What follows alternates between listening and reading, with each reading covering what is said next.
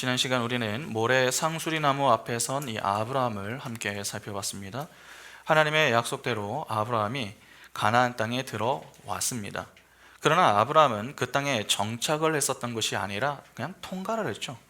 쉽게 말해서 여행을 다니듯 나그네로 지냈다 하는 말입니다. 아브라함이 가나안 땅에 들어갈 당시에 여러분 이미 그곳은 사람들이 살고 있었습니다. 그런데 그곳에 살고 있었던 자들이 누구였습니까? 다산과 풍요의 신 바알을 섬기는 우상 숭배자들이었습니다.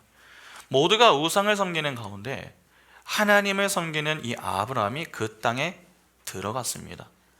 그 땅에 정착하는 것이 쉬운 일이겠습니까? 쉽지 않은 일입니다. 그래서 아브라함이 좀 쫓겨나듯이 도망다니듯 지낼 수밖에 없었던 것이죠. 그런데 하나님은 그러한 땅으로 인도하여 가장 먼저 어디에 서게 하십니까? 바로 모래 상수리 나무 앞에 서게 하셨습니다. 모래 상수리 나무는 이방 신전이 있었음을 보여주는 그러한 표현이었죠.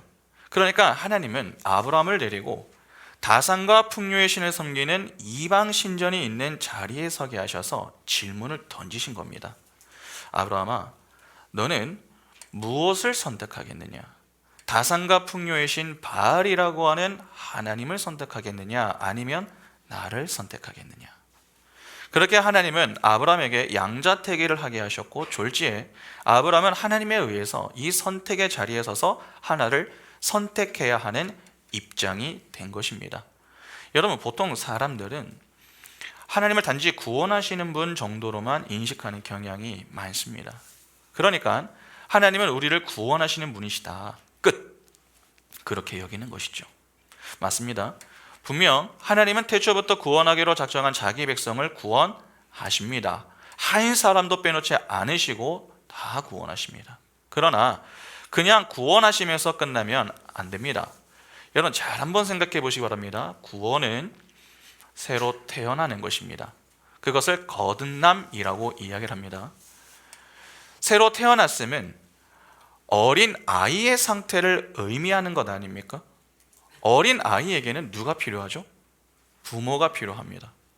어린 아이에게 무슨 힘이 있습니까? 없습니다. 아무리 작은 문제라도 스스로 해결하지 못합니다. 갓 태어난 아이가 할 수 있는 것은 우는 것밖에 없습니다.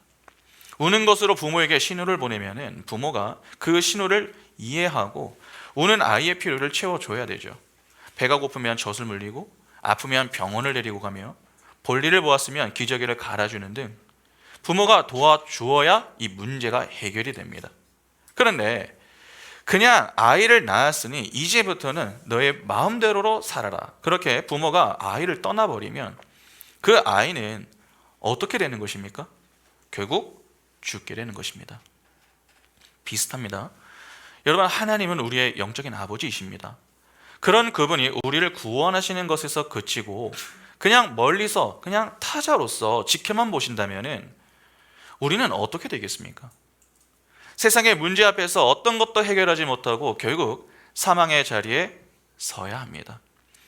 그러나 자녀를 죽게 내버려 두는 부모는 이 땅에 존재하지 않습니다. 그래서 하나님은 택한 자기 백성을 구원하시고 구원한 자기 백성을 하나님의 품에서 건강하게 성장할 수 있도록 함께 하시고 선하게 이끌어 주십니다. 그러니까 구원은 끝이 아니라 시작인 것이죠. 때문에 자꾸 구원을 신앙생활의 목적에 두시면 안 됩니다. 여전히 많은 분들이 구원받아서 천국에 가기 위해서 예수를 믿습니다. 아닙니다. 하나님이 택한 백성을 부르시는 이유는 단지 구원하기 위해서가 아니라 하나님의 영광을 위해서 부르시는 것입니다.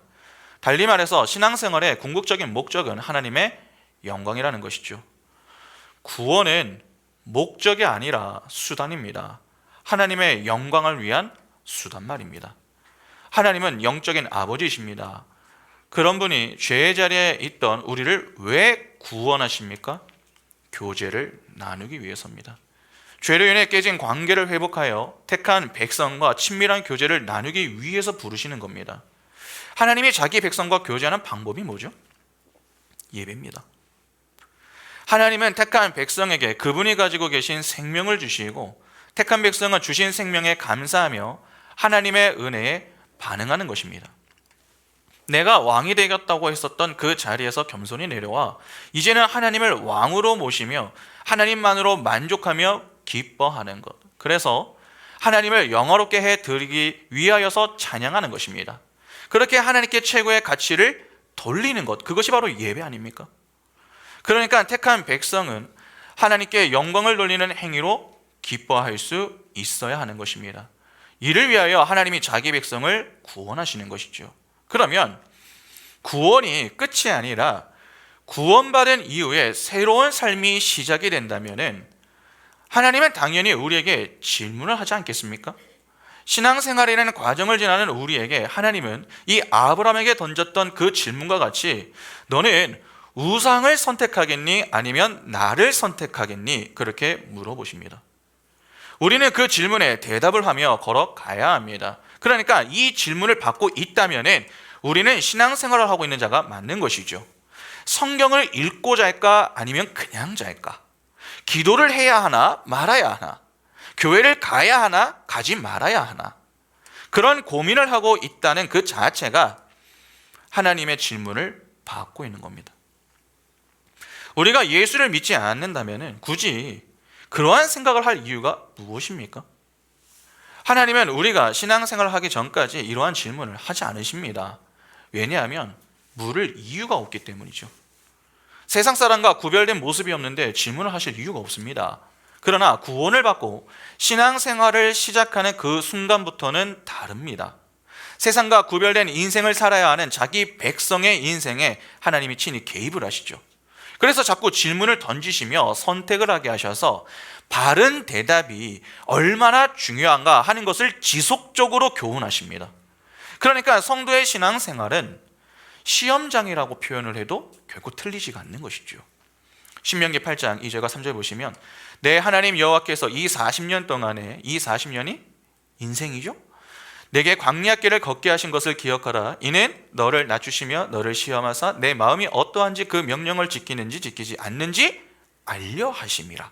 너를 낮추시며 너를 줄이게 하시며 또 너도 알지 못하며 내 조상들도 알지 못하던 만나를 내게 먹이신 것은 사람이 떡으로만 사는 것이 아니요 여호와의 입에서 나오는 모든 말씀으로 사는 줄을 내가 알게 하려 하심이니라.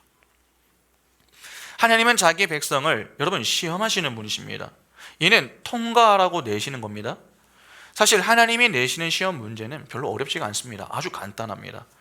주관식이나 서술형이 아닙니다. 객관식입니다. 우상과 하나님 둘 중에 하나를 선택하는 아주 간단한 문제입니다. 그러나 이 간단한 문제가 풀기는 상당히 어렵다는 것을 아십니까? 머리는 늘 하나님이죠. 그렇게 생각을 하지만 우리의 삶은 우상을 택할 때가 너무나도 많습니다. 아브라함도 마찬가지입니다. 그러나 하나님은 자기 백성을 포기하지 않으시는 분이십니다. 실수하고 점수가 잘 나오지 않는다고 해서 그냥 끝내시는 그러한 분이 아닙니다. 부족한 부분들을 채우시고 도와주셔서 끝내 바른 선택을 하게 하셔서 시험을 통과하게 만드십니다. 그것이 바로 아브라함의 인생이었고 우리의 인생인 것입니다. 지금 하나님은 아브라함에게 모래 상수리 나무 앞에서 질문을 던지셨습니다. 그러면 아브라함은 어떤 선택을 했으며 그 결과 그는 이후에 어떤 평가를 받았을까요? 오늘은 이 부분을 한번 좀 살펴보도록 하겠습니다. 먼저 창세기 23장 1절부터 6절을 보겠습니다. 사라가 127세를 살았으니 이것이 곧 사라가 누린 횟수라. 사라가 가나안 땅 헤브론 곳 기럇 아르바에서 죽음에 아브라함이 들어가서 사라를 위하여 슬퍼하며 애통하다가 그 시신 앞에서 일어나 나가서 헷 족속에게 말하여 이르되 나는 당신들 중에 나그네여 거류하는 자이니 당신들 중에서 내게 매장할 소유지를 주어 내가 나의 죽은 자를 내 앞에서 내어다가 장사하게 하시오. 헷 족속이 아브라함에게 대답하여 이르되 내 주여 들으소서. 당신은 우리 가운데 있는 하나님이 세우신 지도자이시니 우리 묘실 중에서 좋은 곳을 택하여 당신의 죽은 자를 장사하소서. 우리 중에서 자기 묘실에 당신의 죽은 자 장사함을 금지할 자가 없으리이다. 여기 보면은 사라가 헤브론 땅에서 죽었습니다. 그러자 아브라함이 이 헷 족속 사람들에게 아내를 매장할 매장지를 자신에게 팔라고 그렇게 요구를 하죠. 그런데 이때에 아브라함이 자신을 지칭하는 모습을 조금 유의해서 보시기 바랍니다. 그가 자신을 뭐라고 지칭합니까? 나그네요, 우거하는 자다, 그렇게 이야기합니다. 자신은 가나안 땅에서 나그네요 떠돌이로 지냈다는 말이죠. 사실 이 모습은 아브라함만 그러했던 것이 아니라 믿음의 선진들이 대부분 다 그러했습니다.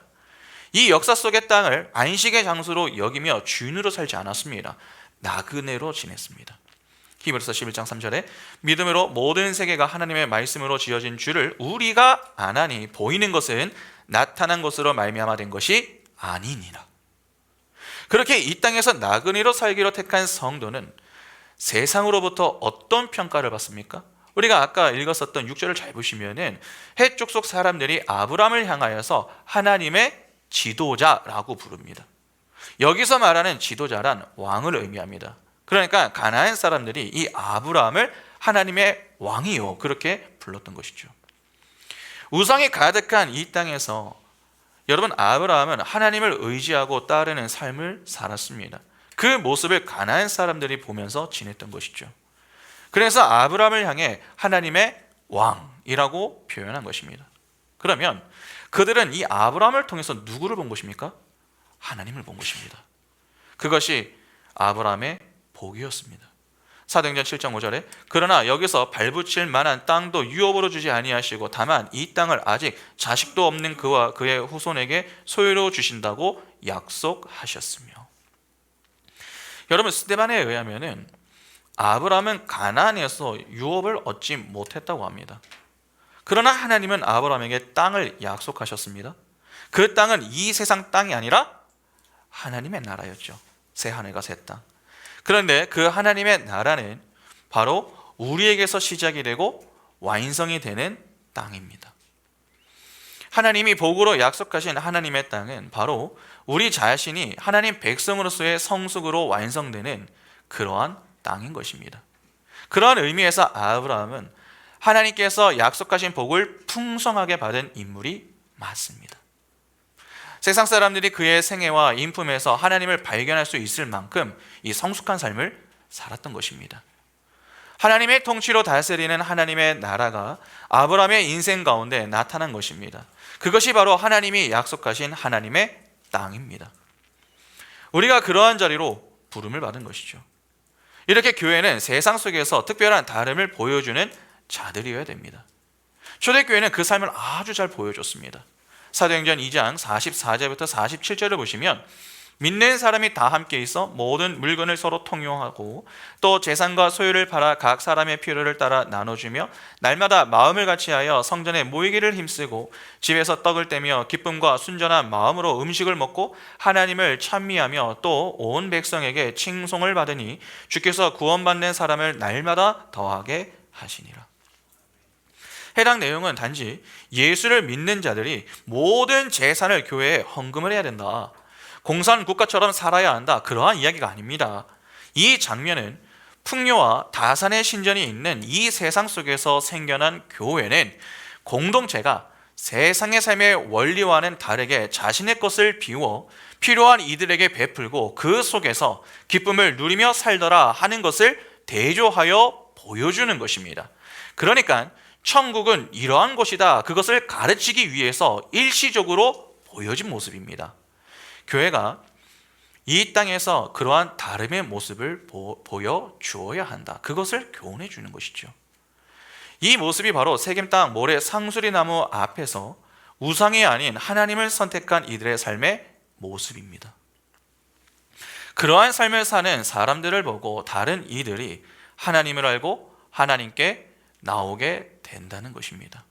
우리는 풍요와 다산을 유일한 목적으로 삼고 살아가고 있는 이 땅에서 하나님의 말씀에 순종하여 다른 판단과 다른 결정, 그리고 다른 모습으로 살아가야 하는 것이며, 그러한 삶 속에서 세상이 하나님을 알게 되고 하나님 나라가 자꾸 확장이 되는 것입니다. 그러니까 우리가 하나님 백성다운 삶을 선택하면서 살아갈 때에 우리가 선 그 땅이 영적인 가나안, 즉 하나님의 나라가 되는 것입니다. 오늘 보면 7절을 보시기 바랍니다. 여호와께서 아브라함에게 나타나 이르시되 내가 이 땅을 내 자손에게 주리라 하신지라. 자기에게 나타나신 여호와께 그가 그곳에서 제단을 쌓고. 본절을 보면은 하나님이 아브라함에게 오셔서 그곳을 아브라함과 그 자손에게 주시겠다고 약속을 하십니다. 당시 신들을 섬기는 지역은 그 신들의 영토로 간주가 되었습니다. 그래서 고대 전쟁은 그냥 뭐 민족과 민족, 나라와 나라의 싸움이 아니었습니다. 그들이 믿는 신들의 싸움이었습니다. 어느 신이 더 강한가? 우리 지역을 다스리는 신이 더 강하다. 그것을 증명하는 것이 전쟁에서의 승리였습니다. 그러면 보시기 바랍니다. 하나님이 아브라함에게 그 땅을 주시겠다고 약속하셨습니다. 지금 아브라함이 선 땅이 어떤 땅입니까? 가나안 신전, 즉 풍요의 신인 바알 신전이 있는 곳입니다. 따라서 그 땅은 바알 신이 소유권을 행사하는 그러한 곳이죠. 그럼에도 불구하고 하나님은 그 땅을 아브라함에게 주시겠다고 말씀하십니다. 그 말은 하나님이 아브라함을 바알 신의 땅에서 하나님 나라의 백성으로 살게 만드셔서 아브라함이 가는 곳마다 하나님 나라가 임하게 하시겠다라고 하는 이 상징적인 표현인 것입니다. 결국 그 약속은 예수 그리스도 안에서 완성이 됩니다. 예수 그리스도의 십자가로 인해서 사단의 나라가 하나님의 아들의 손으로 들어오게 되는 것처럼 아브라함의 삶 속에서 그 십자가의 열매가 미리 이 상징으로 보이고 있는 것입니다. 아브라함은 그 말씀을 통해서 자신을 이끌고 계신 하나님은 이방 신들의 땅도 넘겨주실 수 있는 분이심과 하나님의 이름이 인정되지 않는 이 이방 지역까지 주권적인 권한을 내세울 수 있는 전지전능하신 분이심을 믿게 된 것입니다. 아브라함은 바로 그 사실을 믿은 것이죠. 그러면 이를 어떻게 할 수 있습니까? 여러분 7절 말미를 잘 보시면 아브라함이 하나님의 말씀을 듣고서 그곳에 하나님을 위하여서 무엇을 쌓습니까? 제단을 쌓습니다. 그 말은 아브라함이 하나님의 약속을 받아들였다는 의미가 됩니다. 잘 생각해 보시기 바랍니다. 아브라함이 지금 가나안 땅에서 나그네로 서 있습니다. 이미 그 가나안 땅은 주인이 있습니다. 가나안 민족이 다 차지하고 있습니다. 아브라함은 그 땅에서 완전히 무력한 자로 서 있는 것이죠. 그가 그 땅에 들어가 주인 노릇을 할 수 있는 그러한 곳이 아니라는 것입니다. 그런데 하나님의 말씀이 떨어집니다. 너는 무력하지만 나는 아니라는 것입니다. 이렇게 성도의 무기력함을 통감하는 상황에서 하나님의 권능을 바라보는 것, 여러분 그것이 바로 믿음인 것이고 신앙인 것입니다. 지금 아브라함이 세겜 땅 모래 상수리 나무 아래에서 단을 쌓는 것은 그렇게 자신의 무력함을 인정하고 하나님의 크심을 인정하며 그 크신 하나님의 말씀을 믿고 따르겠다라고 하는 신앙 고백입니다. 나는 불가능하고 무기력하고 부족하기에 나를 전적으로 하나님께 맡깁니다. 그러한 고백은 나 자신을 온전하게 하나님께 드리겠다는 항복 선언과도 같은 것입니다. 하나님을 믿고 나면 하나님은 성도를 절대로 좋은 곳으로 인도하여 편하고 즐겁게 살게 하지 않으십니다. 눈에 보이는 세상의 힘과 눈에 보이지 않는 하나님의 말씀 사이에서 중요한 선택을 해야 하는 세겜 땅 모래 상수리 나무의 그 자리로 인도해 가십니다. 그때부터 성도는 계속 이 선택의 갈림길에 서서 하나를 선택하며 살아야 됩니다.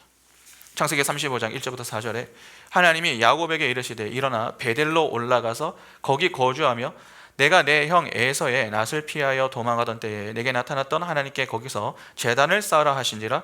야곱이 이에 자기 집안 사람과 자기와 함께한 모든 자에게 이르되 너희 중에 있는 이방 신상들을 버리고 자신을 정결하게 하고 너희들의 의복을 바꾸어 입으라. 우리가 일어나 베델로 올라가자. 내 환난 날에 내게 응답하시며 내가 가는 길에서 나와 함께 하신 하나님께 내가 거기서 제단을 쌓으려 하노라 하며 그들이 자기 손에 있는 모든 이방 신상들과 자기 귀에 있는 귀고리들을 야곱에게 주는지라. 야곱이 그것들을 세겜 근처 상수리 나무 아래에 묻고, 야곱이 그의 아들들과 이 베델로 올라가면서 세겜 땅 상수리 나무 아래에 무엇을 묻습니까? 이방 신상과 귀에 있는 고리를 묻습니다. 하나님의 말씀에 순종하는 모습이죠. 여기 귀고리는 일종의 이 간이용 우상을 의미합니다. 고대인들은 여러분 귀고리로 악기를 몰아내고 행운을 소원했습니다. 쉽게 말하면 일종의 이 부적과도 같은 역할을 한다, 그렇게 믿은 것이죠. 야곱과 그의 가족들이 하나님 외에 자신들이 의지했던 모든 것들을 상수리 나무 아래에 묻어버렸습니다. 그런데 원문으로 보면은 여러분 상수리 나무 앞에 이 정관사가 하나 붙어 있습니다. 그래서 직역하면 그 상수리 나무입니다.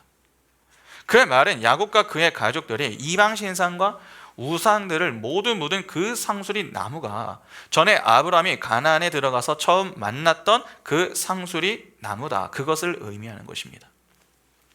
그 상수리 나무에서 하나님의 백성인 야곱과 12 아들이 어떤 선택을 합니까? 세상의 힘이 아니라 하나님의 말씀만을 따르며 살겠다고 하나님을 선택합니다. 그래서 그 우상의 나무 아래에 자신들이 지니고 있던 세상 우상들을 묻어버립니다. 우상들을 묻었다라고 하는 것은 마치 시체가 매장되듯이 우상은 하나님 앞에서 시체와 같은 것들임을 고백하는 것입니다. 야곱과 그의 12 아들들은 하나님과 겸하여 섬기고 있던 모든 우상들을 완전히 청산하고 오직 하나님의 말씀만을 의지하기로 한 것입니다. 신명기 11장 29절과 30절에 내 하나님 여호와께서 내게 가서 차지할 땅으로 너를 인도하여 들이실 때에 너는 그리심 산에서 축복을 선포하고 에발 산에서 저주를 선포하라. 이 두 산은 요단강 저쪽 곧 해지는 쪽으로 가는 길갈 맞은편 모래 상수리 나무 곁에 아라바에 거주하는 가나안 족속의 땅에 있지 아니하냐. 이스라엘 민족은 모래 상수리 나무가 있는 에발산과 그리심 산에서 축복과 저주 둘 중에 하나를 선택해야 했습니다. 역시 모래 상수리 나무가 선택의 기로로 등장을 하고 있죠. 여호수아 24장 14절과 15절에 그러므로 이제는 여호와를 경외하며 온전함과 진실함으로 그를 섬기라. 너희의 조상들이 강 저쪽과 애굽에서 섬기던 신들을 치워버리고 여호와만 섬기라. 만일 여호와를 섬기는 것이 너희에게 좋지 않게 보이거든 너희 조상들이 강 저쪽에서 섬기던 신들이든지 또는 너희가 거주하는 땅에 있는 아모리 족속의 신들이든지 너희가 섬길 자로 오늘 택하라. 오직 나와 내 집은 여호와를 섬기겠노라 하니. 여기도 여호수아가 이스라엘에게 하나님과 우상 둘 중에 이 양자택일을 하라고 합니다. 지금 이 이야기를 하고 있는 곳 역시 세겜입니다. 여호수아 24장 1절에 여호수아가 이스라엘 모든 지파를 세겜에 모으고 이스라엘 장로들과 그들의 수령들과 재판장들과 관리들을 부르매 그들이 하나님 앞에 나와 선지라. 이렇게 세겜 땅 모래 상수리 나무는 풍요와 다산을 약속하는 이 세상신, 즉 만몬이냐 아니면 보이지 않는 땅을 제시하며 믿음의 순종을 보이라고 요구하시는 하나님이냐, 둘 중에 하나를 선택해야 하는 기로인 것입니다. 이렇게 우리의 신앙 여정 내내 하나님은 우리에게 선택을 요구하십니다. 성도는 인생 내내 이러한 모래 상수리 나무를 만나게 됩니다. 그때마다 우리는 세상의 힘이 아니라 하나님의 말씀을 선택하며 가야 하는 것이죠. 요한일서 4장 11절과 12절에 사랑하는 자들아 하나님이 이같이 우리를 사랑하셨은지 우리도 서로 사랑하는 것이 마땅하도다. 어느 때에 하나님을 본 사람이 없으되 만일 우리가 서로 사랑하면 하나님이 우리 안에 거하시고 그의 사랑이 우리 안에 온전히 이루어지느니라. 로마서 12장 19절에 내 사랑하는 자들아 너희가 친히 원수를 갚지 말고 하나님의 진노하심에 맡기라. 기록되었을 때 원수 갚는 것이 내게 있으니 내가 갚으리라고 주께서 말씀하시니라. 누가복음 17장 3절과 4절에 너희는 스스로 조심하라. 만일 내 형제가 죄를 범하거든 경고하고 회개하거든 용서하라. 만일 하루에 7번이라도 내게 죄를 짓고 7번 내게 돌아와 내가 회개하노라 하거든 너는 용서하라 하시더라. 하나님이 사랑하라 하셨으면 사랑하는 것이고 하나님이 원수를 갚지 말라 하셨으면 원수를 갚지 않는 것이며 하나님이 용서하라 하셨으면 용서하는 것입니다. 무언가를 해서 사랑하고 원수를 갚지 않고 용서하는 것이 아닙니다. 하나님이 말씀하셨기 때문에 그 말씀에 믿음으로 순종하는 것입니다. 하나님을 믿기 때문에 하나님이 하신 그 말씀을 따르는 것이죠. 그러나 그러한 삶은 여러분 풍요와 다산의 신 바알이 다스리는 이 세상에서 볼 때에는 바보가 되는 삶입니다. 그런데 하나님은 그 바보의 삶을 선택하라 그렇게 하시는 거죠. 눈에 보이는 힘을 따르지 말고 모래 상수리 나무 아래에 보이지 않는 하나님의 말씀을 선택하라고 하십니다. 사람이 떡으로만 사는 것이 아니요 하나님의 말씀으로 사는 것이라는 진리를 우리 보고 삶으로 보여주라고 하시는 겁니다. 아브라함은 그러한 선택의 기로마다 단을 쌓고 하나님의 말씀에 순종했습니다. 창세기 12장 8절과 9절에 거기서 베델 동쪽 산으로 옮겨 장막을 치니 서쪽은 베델이요 동쪽은 아이라 그가 그곳에서 여호와께 제단을 쌓고 여호와의 이름을 부르더니 점점 남방으로 옮겨갔더라. 여기 보면 아브라함이 베델과 아이 사이로 옮겨 또 단을 쌓고 하나님의 이름을 불렀다, 그렇게 기록이 되어 있습니다. 아브라함은 그렇게 가는 곳곳마다 단을 쌓았습니다. 그러니까 아브라함의 삶 여정 동안 그가 지나간 자리를 이렇게 좀 연결을 해보면은, 연결하고 있는 것은 그가 가는 곳마다 쌓은 단인 것이죠. 결국 아브라함이 이 땅에서 남기고 간 것은 어떤 대단한 업적이 아닙니다. 그가 그의 신앙 여정 동안에 곳곳에 쌓은 단밖에 없습니다. 그가 니므롯과 같이 어떤 이 큰 제국을 건설했던 것이 아닙니다. 그가 그의 인생 동안에 한 일은 하나님의 말씀에 순종하여 자신을 드리는 단을 쌓는 것 외에 한 게 없습니다. 그것이 바로 성도가 이 땅에서 해야 할 유일한 일인 것입니다.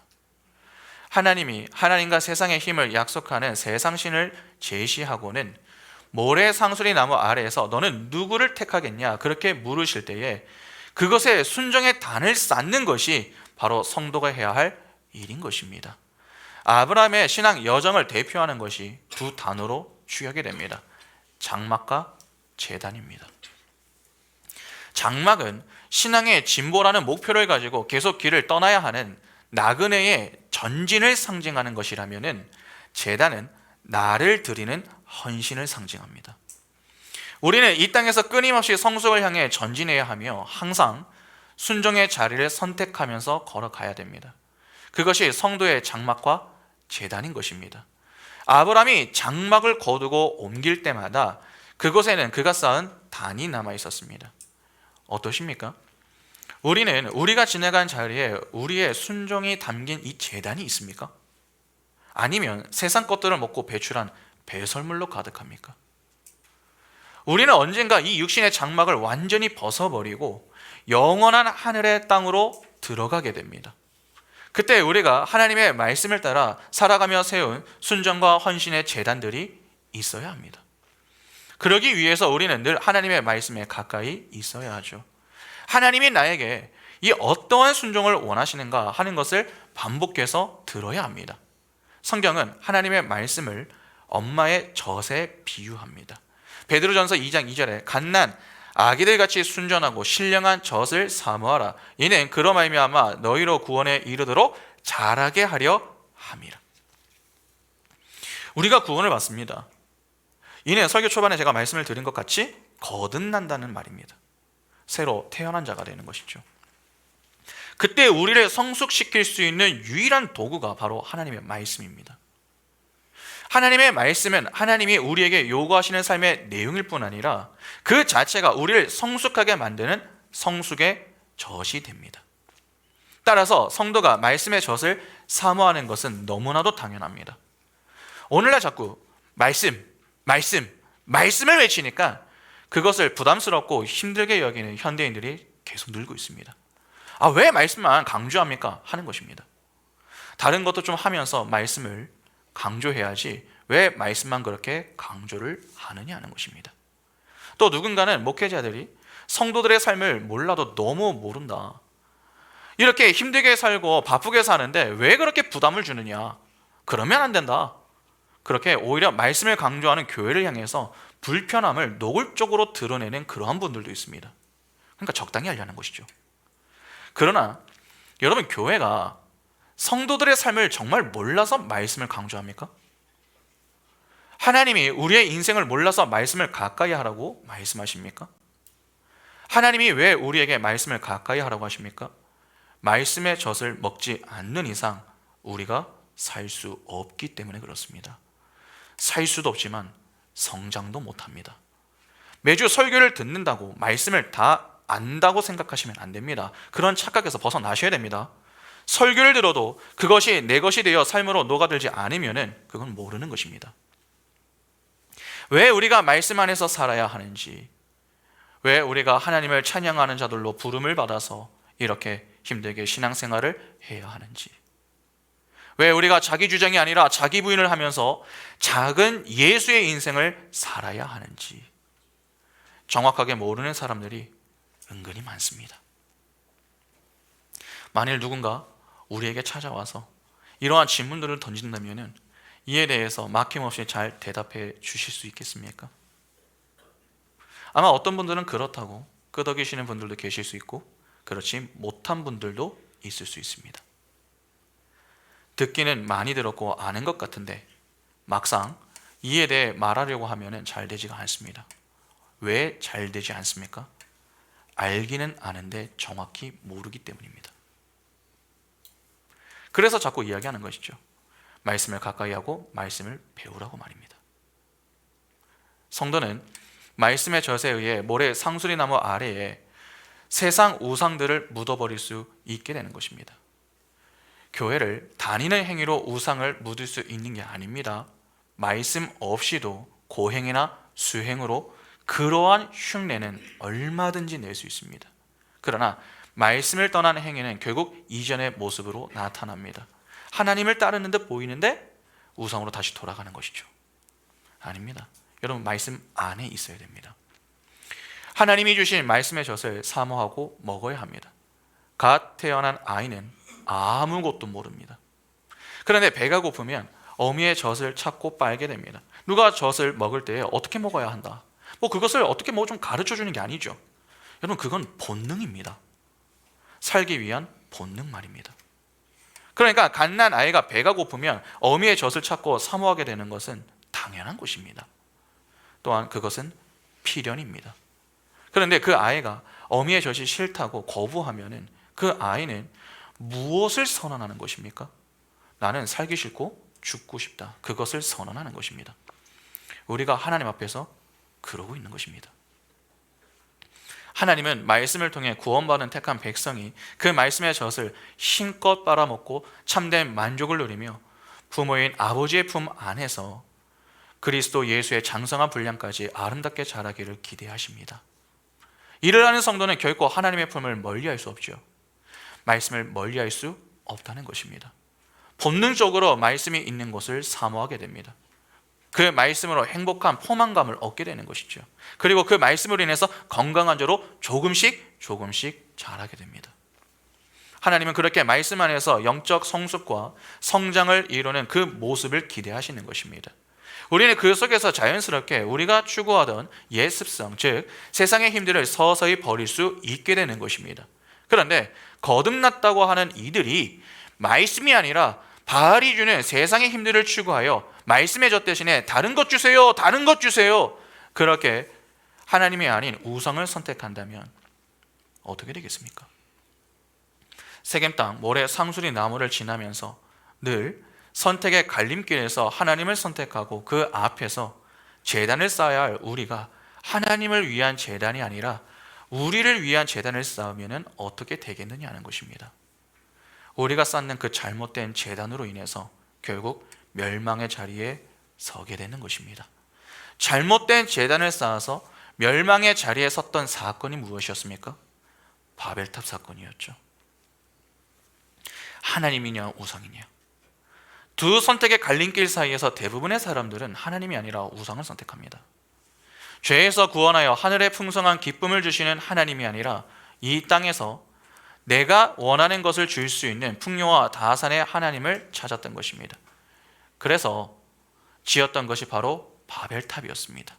소위 이 엉뚱한 제단을 쌓은 것이죠. 그러나 그 결과가 어떠했습니까? 하나님의 진노와 심판이었습니다. 하나님이 주시는 말씀의 젖이 아니라 다른 것을 찾는 자들이 서게 되는 자리가 바로 그 자리입니다. 세상이 잠시 잠깐 주는 만족과 쾌락, 마치 술에 취하면 황홀해지는 듯한 그러한 세상적인 것들로 유혹하는 사단의 속임수에 여러분 빠지면 안 됩니다. 그것은 우리를 살리는 젖이 아니라 죽이는 젖입니다. 우리를 살리는 젖은 하나님의 말씀이라는 젖밖에 없습니다.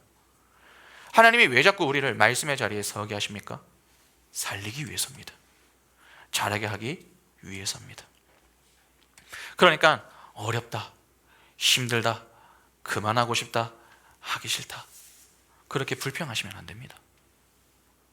하나님이 자꾸 살리기 위해서 우리를 부르시는데 우리가 그것을 마다하면 어떻게 할 방도가 없습니다.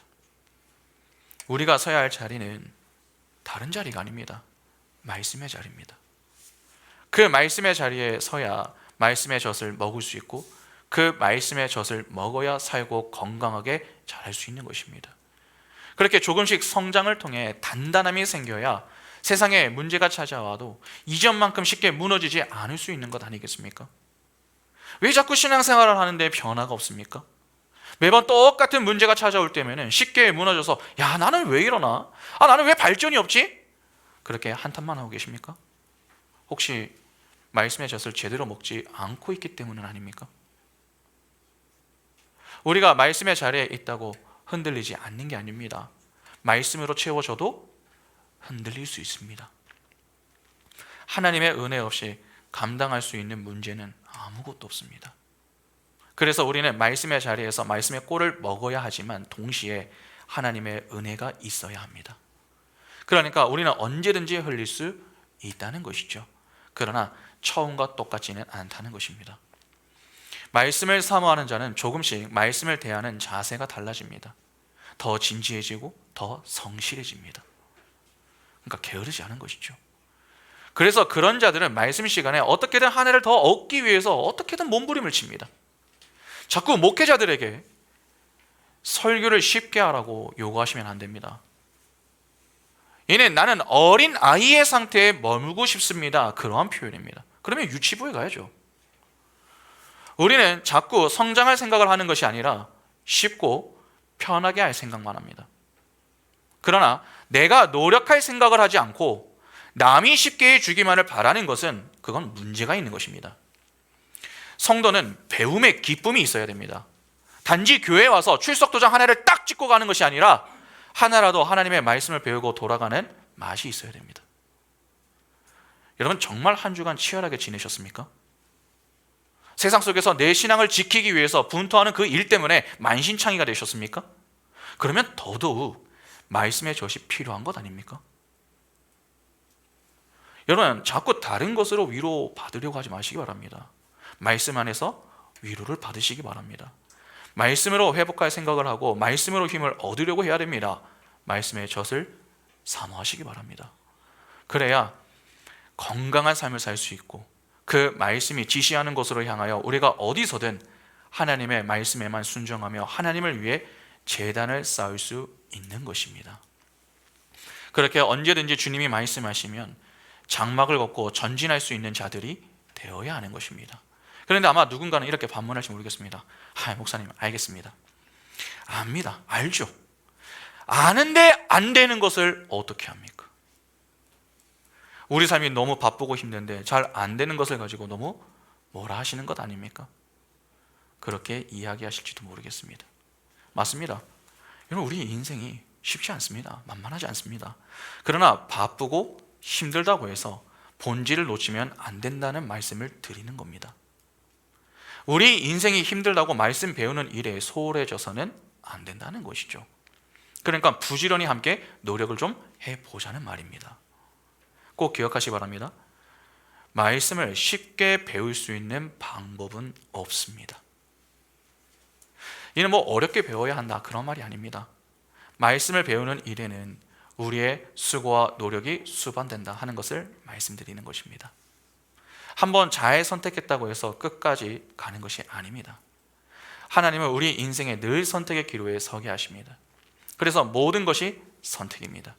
오늘도 선택을 해야 되고 내일도 선택을 해야 됩니다. 우리는 하루에 수백 번씩 선택을 합니다.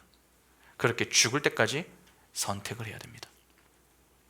그런데 어제는 선택을 잘했어도 오늘 선택을 잘하지 못하면 어떻게 되는 것입니까? 잘하지 못한 것이 되는 것입니다. 매일 잘하는 것이 어떻게 쉬울 수 있습니까? 매일 잘하는 것이 어떻게 힘들지 않을 수 있습니까?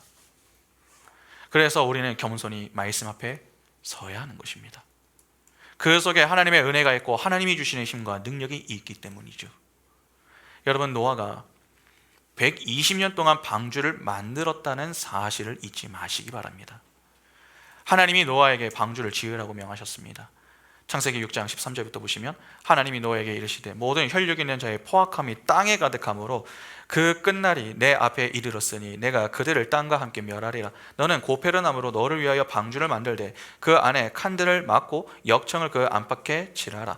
내가 만들 방주는 이러하니 그 길이는 300규빗, 너비는 50규빗, 높이는 30규빗이라. 거기에 창을 내되 위에서부터 한 규빗을 내고 그 문은 옆으로 내고 상중하 3층으로 할지니라. 내가 홍수를 땅에 일으켜 무릇 생명의 기운이 있는 모든 육체를 천하에서 멸절하리니 땅에 있는 것들이 다 죽으리라.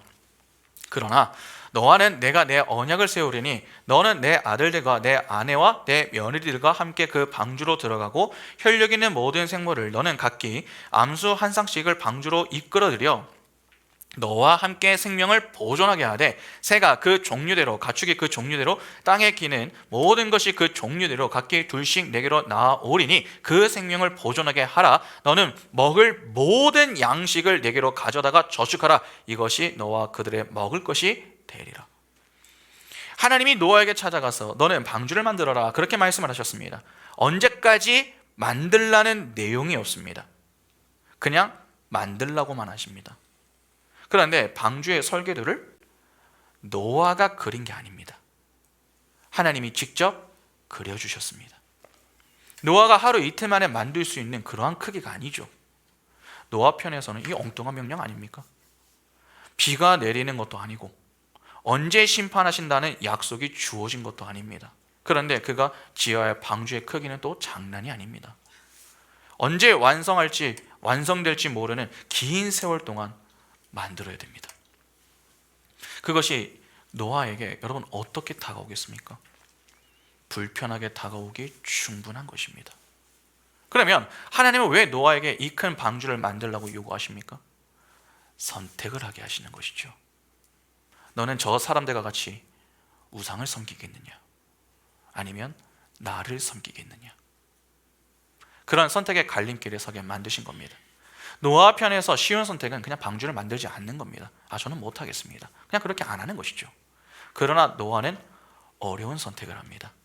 창세기 6장 22절에 노아가 그와 같이 하여 하나님이 자기에게 명하신 대로 다 준행하였더라. 여기 보면 노아가 하나님이 명하시는 대로 준행을 했다고 합니다.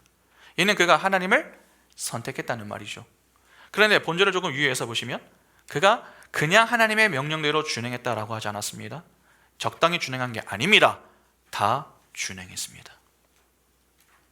하나님은 노아에게 방주만 만들라고 하신 게 아닙니다. 그 속에서 지낼 동안 먹을 양식도 준비하라고 명하셨습니다. 그것이 21절에 나오는 내용이죠. 그러니까 노아는 부지런히 움직여야 했습니다. 방주도 만들어야 했고 그 방주 속에서 얼마 동안 지낼지는 모르지만 그 기간 동안 먹을 양식도 함께 준비를 해야 했습니다. 그렇게 그가 보낸 세월이 120년입니다. 노아는 하나님이 명하신 대로 다 준행을 했다라고 합니다. 이는 그가 120년 동안 무엇을 했다는 말입니까? 하나님의 말씀에 순종했다는 말입니다. 노아가 어떻게 하나님의 말씀에 순종할 수 있었던 것입니까? 그것이 할 만했기 때문이 아닙니다. 하나님의 은혜가 그와 함께 했기 때문입니다. 이는 하나님이 일방적인 은혜로 그의 인생을 붙들고 있었다라고 하는 말이기도 하지만 동시에 노아가 그런 하나님의 은혜를 은혜로 여기며 말씀의 젖을 사모하며 지냈다는 말입니다. 아직 일어나지 않은 먼 미래의 일입니다. 그러나 그는 아직 오지 않은 일이지만 하나님이 하신 그 약속을 믿고 120년 동안 그에게 주어진 그 자리에서 묵묵히 방주를 만들었습니다. 그리고 그 방주에서 먹을 양식을 준비했죠. 오늘 본문대로 표현하면은 그가 매일마다 하나님을 위해서 제단을 쌓은 것과 다르지가 않습니다. 히브리서 11장 7절에 믿음으로 노아는 아직 보이지 않는 일에 경고하심을 받아 경외함으로 방주를 준비하여 그 집을 구원하였으니 이로 말미암아 세상을 정죄하고 믿음을 따르는 의의 상속자가 되었느니라. 여러분, 하나님을 위해서 산다는 것이 무슨 말입니까? 하나님을 위해서 산다. 그게 무엇입니까? 하나님이 허락하신 그 자리에서 믿음으로 최선을 다해 사는 것을 의미합니다. 120년 동안 노아는 사람들의 조롱과 멸시 속에서 살았습니다. 마태복음 24장 38절과 39절에 홍수 전에 노아가 방주에 들어가던 날까지 사람들이 먹고 마시고 장가들고 시집가고 있으면서 홍수가 나서 그들을 다 멸하기까지 깨닫지 못하였으니 인자의 임함도 이와 같으리라. 노아를 제외하고 모든 자들이 노아를 이해하지 못했습니다. 처음에는 노아가 뭔가를 좀 하는가 보다, 뭐 그 정도로만 좀 생각을 했죠. 그리고 얼마 지나지 않아서 그만두겠지, 그렇게 생각했을지도 모릅니다. 그러나 120년 동안 노아는 쉬지 않고 하나님이 주신 명령에 따라 손과 발을 움직였습니다. 그는 무력하지만 노아는 자신의 무력함을 본 것이 아니라 자신과 달리 하나님은 무력하지 않으시다는 사실, 그분은 전지전능하시다라고 하는 이 분명한 확신을 가지고 움직였습니다. 그래서 하나님의 말씀에 따라 120년 동안 방주를 만들었습니다. 그 기간이 그에게 힘들지 않은 시간이었습니까? 고난과 고통의 연속이었습니다. 매일 하나님의 말씀에 순종하며 사는 자신에게 찾아오는 이 세상의 유혹과 시험, 그리고 선택의 갈림길에서 하나님을 선택하며 사는 것이 만만치 않았습니다.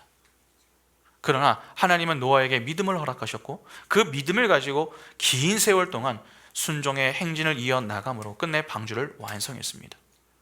모두가 120년 동안 방주를 만드는 노아를 보면서 비웃었죠. 그러나 마지막에 웃은 자가 누굽니까? 노아입니다.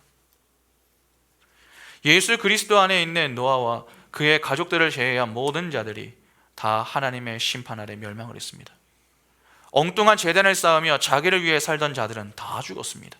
그러나 오직 하나님을 위해 제단을 쌓으며 말씀 안에 거하기를 힘썼던 노아는 죽지 않고 살았습니다. 사실 노아가 죽지 않기는 했지만 매우 불안할 수는 있었습니다. 왜 그렇습니까? 여러분, 방주를 타기는 했습니다. 문제는 언제까지 방주를 타고 있어야 하는가를 하나님이 가르쳐 주질 않으셨습니다. 더욱이 방주에 운전대가 있었습니까? 없었습니다.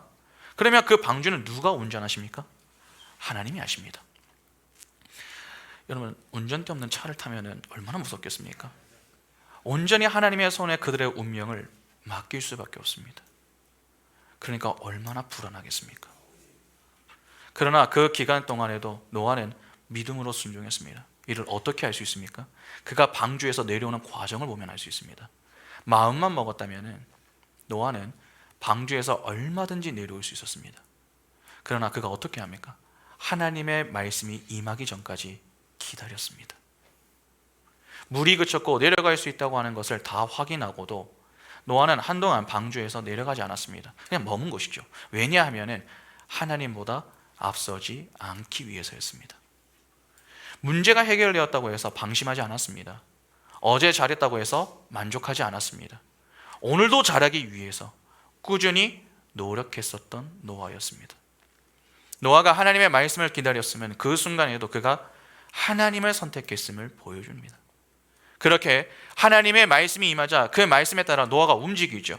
그렇게 방주에서 내려왔습니다. 그런데 그곳이 어딘지 그는 모릅니다. 그냥 하나님이 데리고 온 곳에 도착을 해서 그냥 방주에서 내려왔을 뿐입니다. 생전 처음 보는 곳에 서게 된 것이죠. 더욱이 하나님의 심판으로 모든 것이 다 파괴된 세상이 그의 두 눈에 보입니다. 환희보다는 슬픔과 절망을 느낄 수 있는 것 아니겠습니까? 앞이 막막할 수 있는 그러한 절망적인 상황이었습니다. 그러나 그는 내려오자마자 무엇을 합니까? 제단을 쌓고 번제를 드렸습니다. 창세기 8장 18절부터 22절에 노아가 그 아들들과 그의 아내와 그 며느리들과 함께 나왔고 땅 위에 동물 곧 모든 짐승과 모든 기는 것과 모든 새도 그 종류대로 방주에서 나왔더라. 노아가 여호와께 제단을 쌓고 모든 정결한 짐승과 모든 정결한 새 중에서 제물을 취하여 번제로 제단을 드렸더니 여호와께서 그 향기를 받으시고 그 중심에 이르시되 내가 다시는 사람으로 말미암아 땅을 저주하지 아니하리니 이는 사람의 마음이 계획하는 바가 어려서부터 악함이라. 내가 전에 행한 것 같이 모든 생물을 다시 멸하지 아니하리니 땅에 있을 동안에는 심음과 거둠과 추위와 더위와 여름과 겨울과 낮과 밤이 쉬지 아니하리라. 노아는 급한 일에 앞서서 중요한 일을 놓치지 않았습니다. 항상 우선순위에 하나님을 두었다는 말입니다. 노아에게 중요했던 것은 지금 내가 선 곳이 어디인가 하는 게 아니었습니다.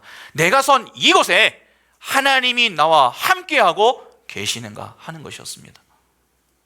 그래서 그가 가장 먼저 했던 것이 제단을 쌓고 번제를 드리는 것이었습니다. 번제는 회개와 더불어서 하나님과의 화목을 위해서 드리는 제사입니다. 자신을 위해 쌓은 게 아닙니다. 하나님을 위해서 쌓았습니다. 그러니까 노아는 이 땅에 장막을 치며 제단을 쌓는 인생이 어떠한 것인가 하는 것을 몸소 보여준 그러한 인물이라고 해도 틀리지가 않은 것이죠.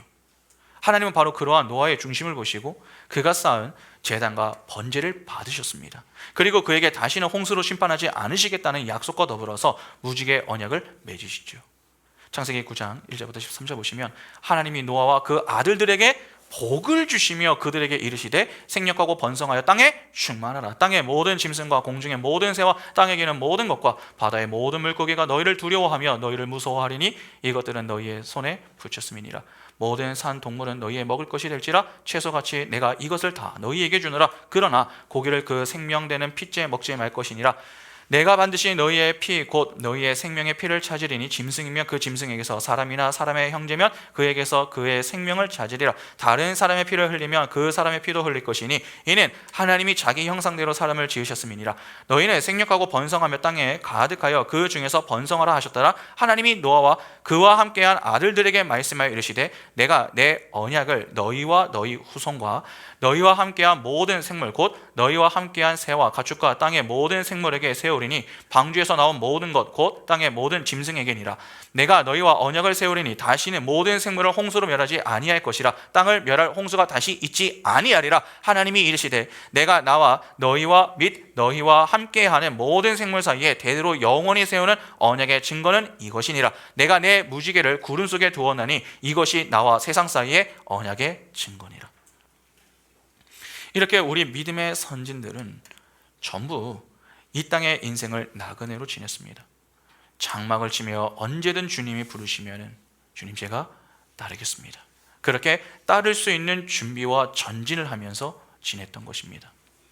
그리고 주님이 어디로 부르시든 그 부르심에 합당한 반응을 보이며 가는 곳곳마다 하나님을 위해서 제단을 쌓았습니다.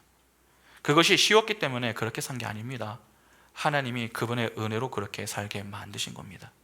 믿음의 조상 아브라함이 그런 인생을 살았음은 곧 믿음의 후손인 우리가 그런 인생을 살게 됨을 미리 작은 그림으로 보여주는 것입니다. 우리는 매 순간 선택의 갈림길에 서게 됩니다. 그때에 우리는 선택을 해야 합니다. 그러나 우리는 너무나도 연약하고 유한한 존재이기 때문에 어느 순간 이 잘못된 선택을 할 수 있습니다. 그래서 하나님이 우리 인생에 개입하여 우리를 도우시는 것입니다. 우리가 바른 선택을 하도록 인도하시고 순종의 행진을 이어 나갈 수 있게 하여 끝내 하나님이 하신 약속이 성취되는 그 자리에 서게 하기 위해서 우리를 선하게 이끄시는 것입니다. 그래서 허락하시는 것이 말씀인 것이고 우리는 그 말씀의 젖을 사모해야 하는 것입니다. 말씀의 젖을 사모하지 않으면 여러분 아무것도 할 수 없습니다. 젖을 먹어야 힘을 낼 수 있습니다.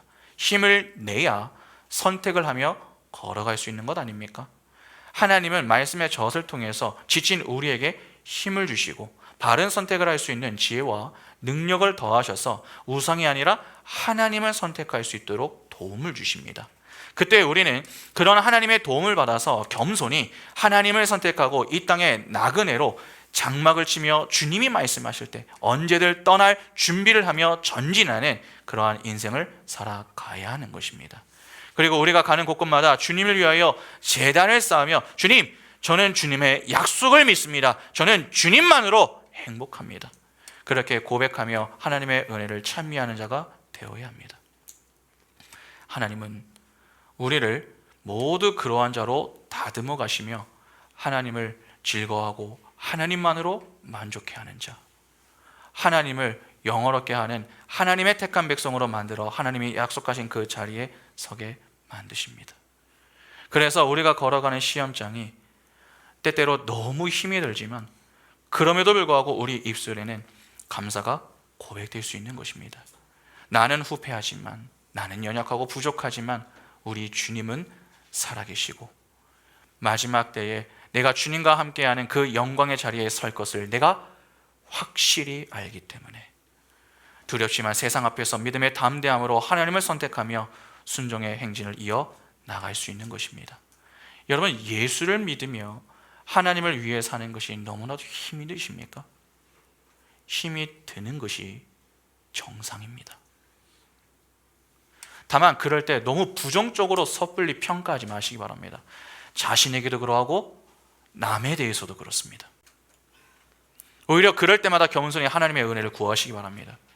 우리의 아버지가 우리의 연약함을 아시고 때를 따라 도우시는 그 은혜로 우리와 함께 하십니다. 그 은혜로 우리가 장막을 치며 나그네 인생길로 하나님을 위하여 제단을 쌓으며 이 자리까지 온 것입니다. 내가 잘해서 하나님이 약속하신 자리에 서게 된 게 아닙니다. 하나님의 은혜가 우리를 그 자리에 서게 하는 것입니다. 그래서 하나님의 은혜를 아는 자는 이렇게 고백할 수밖에 없습니다. 시편 23편 1절부터 보시면 여호와는 나의 목자시니 내게 부족함이 없으리로다. 그가 나를 푸른 풀밭에 누이시며 신만한 물가로 나를 인도하시는도다. 그가 내 영혼을 소생시키시고 자기 이름을 위하여 의의 길로 인도하시는도다. 내가 사망의 음침한 골짜기로 다닐지라도 해를 두려워하지 않을 것은 주께서 나와 함께 하심이라. 주의 지팡이와 막대기가 나를 안위하시나이다. 주께서 내 원수의 목전에서 내게 상을 차려주시고 기름을 내 머리에 부으셨으니 내 잔이 넘치나이다. 내 평생의 선하심과 인자하심이 반드시 나를 따르니 내가 여호와의 집에 영원히 살리로다. 이 시편 기자의 고백을 유의해서 보시기 바랍니다. 그가 무언가를 한 게 있다고 합니까? 그 자신이 한 게 하나도 없습니다. 전부 하나님이 하신 것밖에 없습니다. 부족함이 없도록 하나님이 채워주셨음을 인정하고 죽지 않고 살 수 있도록 선한 자리로 하나님이 이끌어 주셨으며 몸이 상하지 않도록 하나님이 동행해 주셨으며 대적자들로부터 지켜주시며 보호해 주신 그 하나님의 은혜만을 고백합니다. 그 속에 내가 무언가를 보탠 게 없습니다. 전부 하나님이 하셨습니다. 그 하나님이 바로 우리의 인생을 그렇게 은혜로 붙드신다는 것입니다. 그래서 우리가 할 일은 하나입니다. 그러한 은혜로 함께 하시는 하나님과 하나님이 보내신 자 예수 그리스도를 힘써 아는 것입니다. 믿음의 눈을 열고 보이는 세상이 아니라 보이지 않는 그 하나님을 바라보시기 바랍니다. 그리고 하나님이 우리에게 허락하신 말씀을 소중히 여기시기 바랍니다. 말씀의 젖을 사모하시기 바랍니다. 그 사모함이 우리의 손과 발을 움직여서 하나님을 선택하는 자리로 인도할 것이고 순종의 행진을 이어나가게 만들 것입니다. 하나님을 경외하며 사는 인생은 무시당하지 않습니다. 인정을 받습니다. 아브라함이 햇사람들에게 인정을 받았듯이 노아가 하나님의 인정을 받았듯이 하나님만 소망하며 사는 우리의 인생을 하나님이 인정해 주십니다. 그리고 하나님이 우리를 위로해 주십니다. 우리가 우리의 인생을 돌아볼 때에 장막과 제단이라는 두 단어가 생각나며 하나님과 사람들에게 인정을 받고 하나님이 주시는 참된 위로를 받을 수 있는 은총이 있기를 바랍니다. 그리하여 그 위로로 인한 감격과 감사로 마지막 날 주님의 품 안에서 주님과 함께 즐거이 교제하며 영원히 영광의 하나님만 찬미할 수 있는 복이 우리 모두에게 늘 충만할 수 있기를 간절히 소망합니다. 함께 찬양하겠습니다.